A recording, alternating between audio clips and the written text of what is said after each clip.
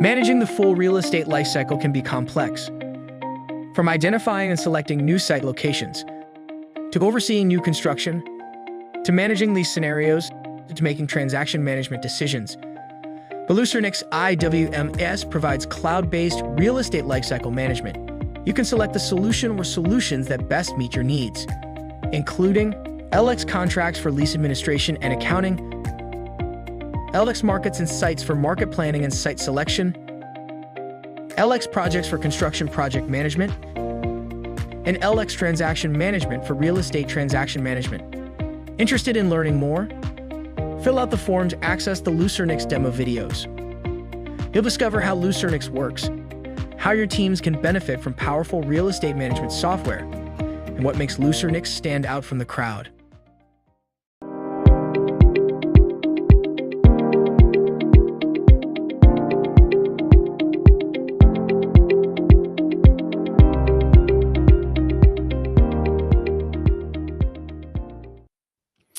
Hello, everybody, and welcome to this week's episode of Realcomm Live. I know I promised you a couple of weeks back we were going to take it a little easier on the AI topic, but unfortunately, this stuff is just coming at us so fast and hard that we would be remiss not to keep this conversation going. And I do promise you in episodes and weeks to come, we're going to break away a little bit and talk about some of the other very, very important topics that we're going to be talking at the conference. But specifically this week, we could not take advantage of an incredible opportunity to have our guest speaker on today. Ylli Bajraktari is the president and CEO of SCSP, and it is an organization we've been working with for a couple years now, and trying to keep on top of the global competitive technology issues that are facing the country. It's not just AI, it's 5G, it's quantum, it's next generation of computing. And so we like to leverage our community, who are real estate, IT innovation folks, with other groups who are doing different things, but we need. So in this case, and I don't want to steal this thunder, but SCSP has got a window and a door into Washington, D.C., and our government, and are trying to create a bridge between the public sector and various private sector initiatives, and in our case, the Realcomm IBCon community. So Ylli's going to be coming on, and we're going to be talking about a little bit about the organization, but we're going to get into the topic of artificial intelligence, and an event they've got coming up that I think you're all going to be very interested. So with that, let's bring on Ylli, and let's get this conversation started. Ylli, how are you? Thank you, Jim. How are you? Oh, great. And again, I just want to say thank you, to your organization. Liza and team has been extraordinary in supporting us. She's spoken at a couple of our events. I know you came into our conference last year remotely to talk about 5G. Just really have a lot of appreciation for the work you guys are doing. No, thank you, Jim. You and Realcomm have been tremendous supporters of our work, and we truly appreciate the partnership, and we look forward to continuing this. Now, I know we've had SCSP on a bunch, but let's assume that there are folks listening that don't know. Why don't you give us a little bit of your background in SCSP, and then we'll get right into the conversation about artificial intelligence. Absolutely. Happy to. So, Jim, I spent 12 years working in Department of Defense. As an immigrant, there is no higher and better feeling than serving the country. And I think serving with the best and the brightest men and women in uniform is something. I grew up in Kosovo, and my family wouldn't be alive if it wasn't for the U.S. military and the action that U.S. military took in 1999 against Serbian forces in Kosovo. So for me, it was a true privilege to serve in the Pentagon for about 12 years. Wow. My last job in the Pentagon really took me a little bit off the track because I was asked to serve in the commission that Congress created to focus on artificial intelligence. So this is 2018, 2019. Wow. When a lot of people didn't know what AI is, except, this was still happening in private sector primarily. But our Congress really was driven by two factors that wanted this commission to look. Number one was everything they were hearing and probably seeing in their, with their private companies in their constituencies was a powerful technology coming our way, a transformative, once-in-a-generation technology, as they call it. And then the second factor was really, if you look back in 17 and 18 and 19, Chinese efforts to really speed up, getting ahead in AI. When you look back in this time in history, you have speeches by the Chinese CCP leaders. You have massive resources dedicated to AI. You have emergence of national AI champions, these companies in China. So that gave our Congress really a source of concern, because you have a really powerful technology, general purpose technology like electricity, like previous transformative technologies that have happened in the course of history, and you have our main competitor really driving all in to get ahead in this technology. So they created a commission. I gotta admit, I didn't know much about the commissions, Jim, but the most famous one being the 9/11 Commission that was stood up after the tragic events of 9/11.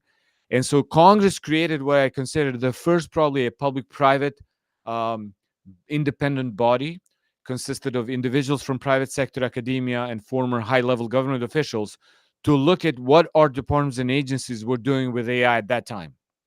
This was 2018. So it was 18 through 21. 18. So the purpose was really not to look at AI for the economy or the education. It was like, what can we do with AI? What are we doing with AI for the purposes of national security? Given where China was going at that time.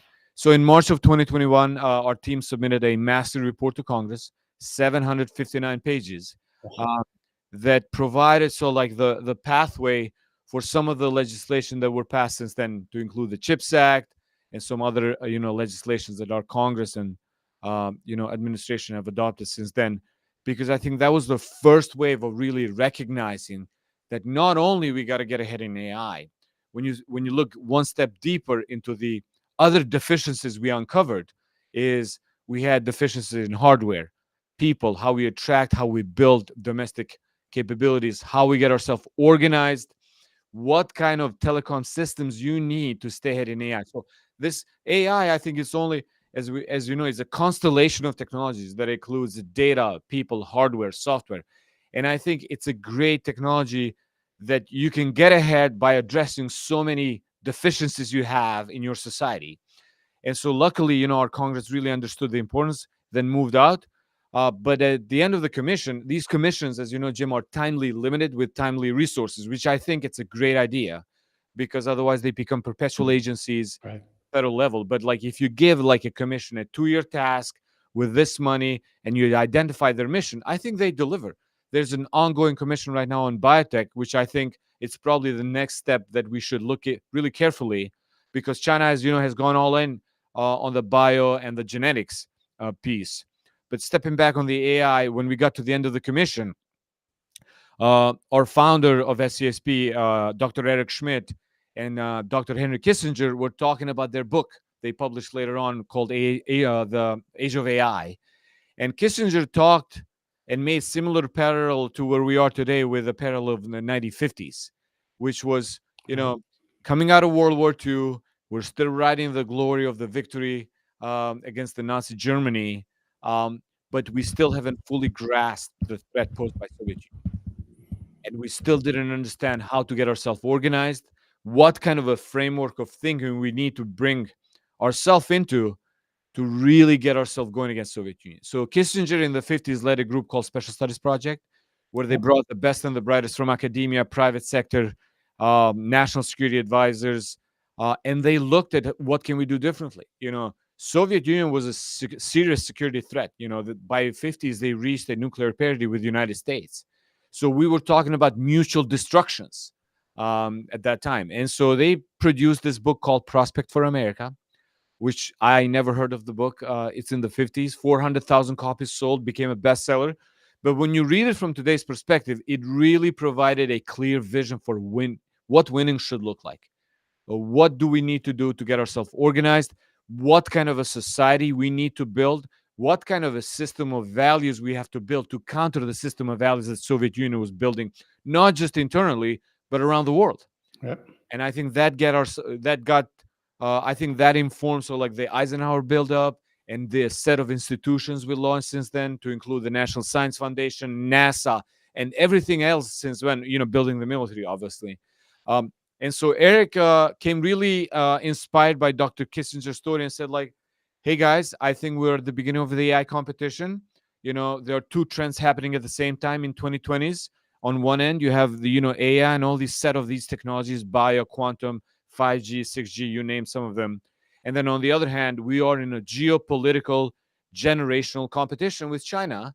And now, since then, I would argue there's an axis of disruptors that have assembled together: Russia, China, Iran, and North Korea, that really want to undermine the system that we have built since the end of World War II with our allies and partners around the world. And so they're taking the long view. The way I look at it, they've got a plan, they've got a strategy, they're taking the long view. Sometimes it feels like we're playing whack-a-mole a little bit. I agree, Jim. I think, as an immigrant, I think this is my observation. It takes America a little bit longer, maybe, to get there. But once it gets there, this is a big ship story. But once it gets there, America drives and leads. Yep. And I think we are at that turning point now to where we're realizing that, the China we have hoped for is not the China we got. Well said. And then I think looking at these disruptors in isolation and ignoring that they're actually trading more with each other, exchanging military equipment with each other, helping each other. I mean, you know what's going on in Ukraine. Russia using the Iranian drones and North Korean missiles. Actually, they have expanded and deepened their relationship, because what they want to do is, what I would argue is, they don't have a better platform to offer globally. They don't. Nobody likes their model of governance and their systems of beliefs. But what they want to do is they want to showcase that we will not win. And they want to challenge our will. They want to challenge our system of values globally. They want to undermine us. They do it every day globally, in Africa, in Southeast Asia, because they want to present a vulnerable America. And would you agree that technologies, including AI and the wireless and communications infrastructure like 5, 6, 7G, whatever, that's going to play a significant part in their strategy? 100%. I mean, what you've seen in China, as I mentioned, from the late 2015, 16, and 17, this is not me speculating. If you look at their strategies, their publicly released documents, speeches by their leaders, they clearly put technology and AI at the center of that national rejuvenation, national prosperity, commanding heights. These are like public documents. And then you have clear strategies, made in China 2025, being a global AI leader 2030, setting global standards 2035. So these are set of milestones that then have driven a lot of resources, a lot of energy to execute these plans. I read something yesterday, Directive 79, maybe I get the number wrong, where basically it says delete American, I saw delete that, delete A, yeah. I mean, so basically they're saying get all the American technology, the Cisco, the Dell, and we have got vendors in our community that have been selling into China. I'll be curious to see how they're going to be impacted. I mean, we got, business enterprise solutions that help people manage large portfolios of real estate. We got smart building technologies. So it's going to bubble down and impact us. We're going to take a break in a couple minutes, but I want to start the conversation on your expo because this is a way of getting that energy that you were talking about earlier. We're doing it. We did a Buildings AI event in Palo Alto in the fall. That's moving into our conference in June, where we're going to have a Buildings AI symposium, a pre-conference event focusing on AI. AI is going to be out through our whole conference. But what you're doing is you're aggregating the generalists, the big ships. So can you start to tell us a little bit, and then I'll stop you. We'll take a little break, and then we'll spend the second half of the show talking specifically about how we can work together in respect to your conference. Yeah, absolutely, Jim. Let me quickly just walk you through our expectation and the objectives with the expo. When you look at our country after World War II, most of the innovation happened in government labs. That's where you saw most of the groundbreaking technological innovation. Since the end of the Cold War, we have cut the budget for basic R&D. So automatically innovation and investments in R&D moved to private sector. And since the end of Cold War to probably to 2020, most of the innovation, as you know, came from private sector. I think when you face a challenger like China that has a sieve mill fusion, that has enormous resources, huge human capital, top-down leadership that can drive, these innovations and executions, then we have to be organized differently. And I believe we need a new public-private model. Yep. And I think totally our agree. goal as a project is bringing these communities together. On one end, we want the technology, ecosystem to understand that, national security doesn't happen in isolation. These technologies are all dual purpose. Our adversary knows that. That's why they're going all in and getting ahead in all these technologies. And we also want the national security professionals to understand that innovation is happening in private sector. Yep. And we will benefit as a country if federal government, if state and local agencies understand that by adopting these technologies faster, we will increase American prosperity, we will increase our economic growth, and ultimately we will make ourselves better and secure. And Yep. so the goal of the expo is really to bring small, medium-sized, large companies in DC at the convention center, which is the biggest space in DC, where you have all the federal government departments and agencies, and we want them to engage with each other through exhibitions, demonstrations, interesting conversation. We have more than 100 conversations will take place over the course of 2 days. Wow. We have more than 100 exhibitors in one place. We have 3 demo stages, separate, conventions and panels organized at the same time, because I believe by bringing these two communities together, we will move forward as a country.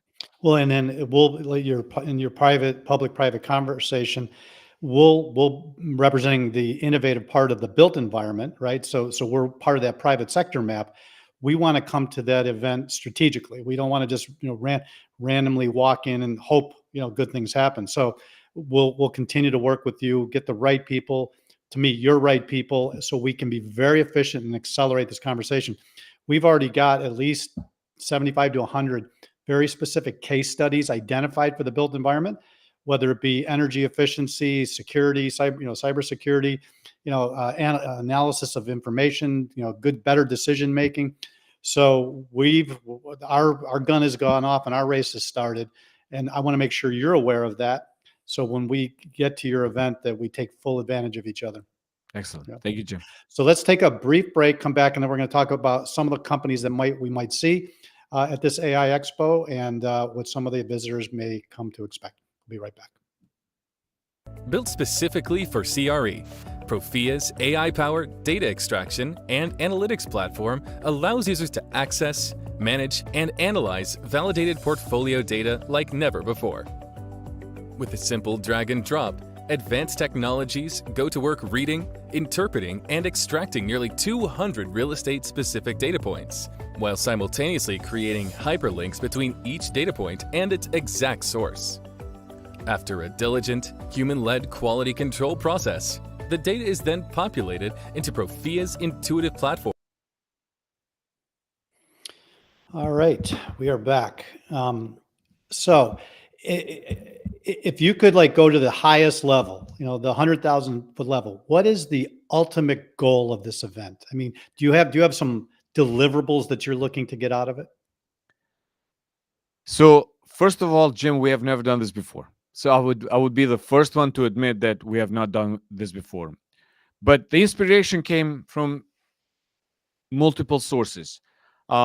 We regularly bring these communities together, private sector with government, to talk about the cutting edge technologies, what needs to be done in the policy space, what are some of the groundbreaking innovation that is happening in private sector, so we can get moving in terms of providing some kind of a policy umbrella around these technologies.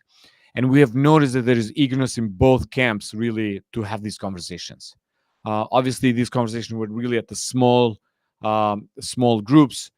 So when we looked around, we saw that nobody has ever organized an AI Expo in our nation's capital. Now, and as you know, usually this community is very divided. You have the Silicon Valley community, you have the Northeast community of tech companies, and then conversations happen sporadically. I don't think there's an organizing framework where you can bring these two communities together. So we thought, okay, with probably more than a dozen of government agencies in Washington, D.C., they all are struggling with two key things. Number one is, how they are going to draft any kind of policies regarding these technologies, both for how we do it domestically, how we govern them domestically, but also, as we've discussed today on the show, how do we stay ahead of China? What kind of investments we have to make to stay ahead? So that's one piece of the puzzle that I think our government is struggling with right now. And the second piece is how can they adopt these technologies for their mission set? What does AI mean for the intelligence community? What does AI mean for our military men and women in uniform? How can they use it to advance their missions? And so I thought that by bringing together, the key objective is get the biggest place in Washington you can. When you talk about technology, it's one thing to talk about that. It's another thing when you see it, observe it, and even maybe feel it. Exactly. And so I thought Expo would be the right place where we can showcase to non-believers that, hey, this is the path where this technology is going. These are the cutting edge things you can do with this technology. We had a summit 2 years ago, Jim, in DC, where Anthropic and one of our friends, Jack Clark from Anthropic, demonstrated what large language models could do on stage. This is before the release of ChatGPT. Right. I remember that actually. I came in remotely. Yeah, I came. It wowed people. And so for us that was like a really an eye-opening moment, because we thought like, okay, if one technology company with one single demo, you can do this kind of a, effect in DC. When you bring 100 companies with university labs, with national labs in one place, when they can talk to each other, engage with each other, be part of interesting conversation, I think the effect of that would be enormous for our country. It would remove so many barriers between these two communities together. I mean, I believe ultimately the private sector companies will land contracts with government in these companies, in these conversations, because I think we move forward when that symbiotic relationship between the public and private sector is healthy. It's profitable, because ultimately private sector should make money. Yep. And then our government knows what it's doing with its policies. Can you give a couple names, some big names that'll be there, big companies that people would recognize? Absolutely. Not just a couple. Yeah. No, absolutely. So we're really fortunate that Palantir decided to be our partner in this from the beginning. I believe Palantir is really the cutting edge technology. They have a future. I'm sorry. Let me repeat that again. Palantir is, I believe, the future of where technology and the military capability should be in the future, that we need to start adopting now. Mm-hmm. And so I'm really excited that they're our partner. Other partners, we have not released all of them, but ultimately it would include Google, Microsoft. It will include TruePic, which is one of the cutting edge company that is doing the content provenance authentication. We have Strider from Utah, amazing company that we have been working for many, many years. Rhombus Power out of California, and we have Dakota State University. So many partners across the nation. Dakota, that's good. Yeah. I mean, we have been partnered with the DSU for 2+ years now. A tremendous relationship, tremendous university, outstanding president that leads the university. Student body is some of the most talented we have seen. Actually, one of the students from Dakota State University is right now with us as a fellow. So we have tremendous partners both in the private sector. We will announce also government labs, government agencies, as I mentioned, universities. So we have cast the net really big and really widely, because we wanted to bring whole of nation in our nation's capital to showcase how we can move forward in this AI competition. Well, we're going to do our best to keep our community organized, so we attack your event with some precision, right? And I think if we do just a little bit of planning and strategizing, everybody, both your side and our side, will get more out of it. So I'm looking forward to our conversations, hopefully even next week, where we can sit down and then we'll get ourselves organized on our end. And I just want to again say thank you for what you guys are doing. We need leaders like you to step up, every 50 years or so, when big paradigms start to shift. And it's been shifting for, in my opinion, at least 25 years, but we're starting to feel the shakes, and it's time to get to work. And we need to be well organized. Thank you for having me, Jim. As I said at the beginning, Realcomm has been a tremendous partner to us, and we look forward to continuing with this relationship. Yep. We're there with you every step of the way. Thank you so much for your time. Appreciate it. Thank you so much, Jim, for having me today. Okay. Be well. Thank you. All right. Well, that's a big conversation, as you can tell. Thank goodness we got people like Eric Schmidt and Ylli, on the forefront of this battle, if you will. And like I said, we've been working with them for a couple of years. Great people, group of people. They've been participating in our conferences, and they're going to be participating to some extent again this year in Tampa. We're going to continue to drill down and figure out how we leverage each other's communities. So with that, let's bring on one of my favorite parts of Realcomm Live, the news, Mr. Berger. I think he's not traveling this week. There you are, Howard. So what did you think about you got the memo, blue shirt memo today?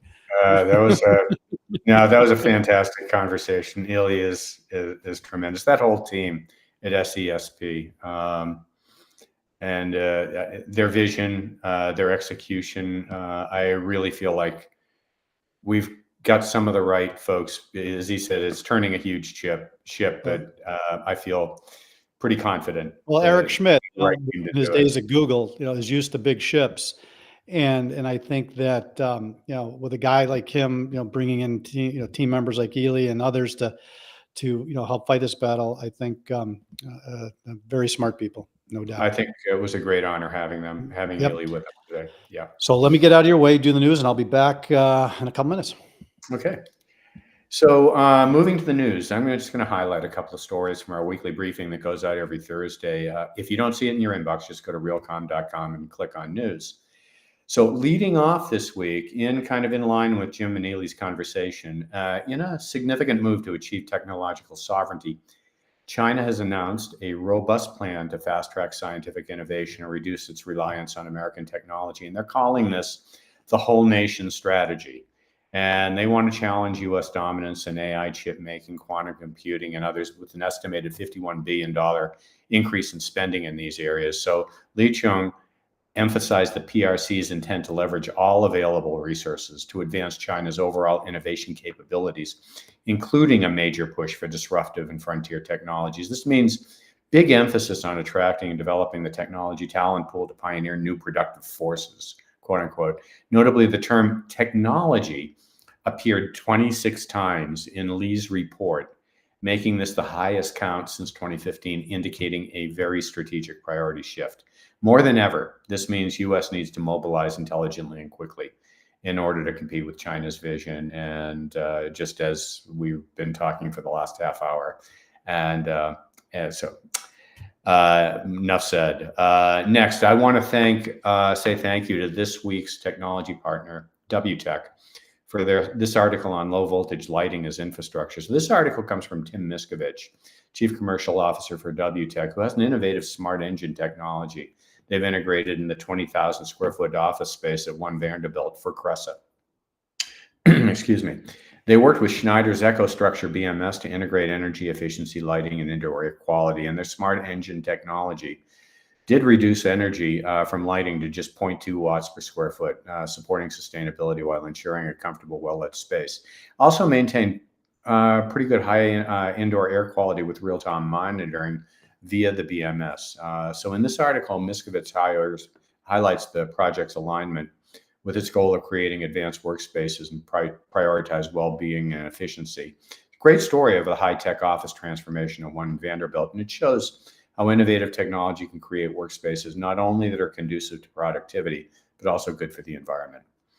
Next, Prologis, breaking new ground. Prologis is the U.S.'s largest industrial warehouse space leader, and they've embarked on a $25 billion venture to develop data centers. Now, this decision taps into the surging demand for digital services, which is propelled by cloud services and AI. And with warehouse growth stabilizing, Prologis is seeking to cash in on the lucrative and growing data center market. It makes logical sense. Move exploits the similarities between warehouses and data centers, such as their structural needs and location criteria. Prologis now plans to repurpose its warehouse portfolio and generate $8 billion in data centers within 5 years. And this could lead to 100 new projects, scaling up to over $25 billion invested. This transition could yield 50 to 100% higher profit margins than their traditional ventures. It's a complex portfolio transformation, but if successful, it's going to radically increase Prologis's profitability and ensure sustained value creation. And finally, the SEC has voted to mandate companies with over 700 million in shares to report on Scope 1 and 2 carbon emissions, but will not be requiring Scope 3 reporting. And this new rule underscores the SEC's stance on climate risks as an economic threat. Investors have been advocating for emissions information, and many see this as a significant baseline, despite their calls for Scope 3 inclusion. Now, Scope 3 embodies companies' complete carbon footprint and comprises about 90% of building emissions. The thing is, it's pretty contentious, particularly in commercial real estate, where it's virtually impossible to track. Meanwhile, California is moving ahead to adopt regulations requiring businesses with revenues of $1 billion or more to publicly report greenhouse gas emissions, both for themselves as well as their entire supply chain. So guys, carbon reporting regs kicking in, it's getting real. Can't ignore them anymore. So those are just a few of this week's highlighted stories. Wish you all a great weekend, and back to you, Jim. All right. You nailed it again. It's kind of ironic that news story. I mean, we've had Ylli scheduled for weeks now, and for that story to bubble its way to the top was kind of interesting. Well, that particular article, I believe it's called Directive 79. I gotta get the right name, but literally the nickname for the initiative is Delete America, and they're looking to get all of the technology, the Cisco's, the Dells, and everything out of their country. And there's going to be some of our industry who's been selling software, into that world that's going to be impacted by this. So this is this is going to be a conversation that's going to directly impact the Realcomm, IBCon, Cortec, Buildings AI world, right? So we're going to let them do that to us, but we don't do that to them. Yeah. No, as you and I have been talking about for years, competition is one thing, but reciprocity and fairness is critical. And the tide has definitely changed, and we're going to have to take a different look at this. Yeah. Well, as Ylli pointed out, that he does see that the ship is turning, and the tide is changing. And when we do mobilize, we usually get stuff done. Exactly. I hope that holds true. Yep. Well, we've done it in the past, and we're certainly going to do it again in the future. So thank you. Great job, Howard. I'm going to just say goodbye, and I'll see you next week. Thanks, everyone. Okay. All right. So before we wrap this week's show and talk about next week a little bit, let's hear from our last sponsor, and I will be right back.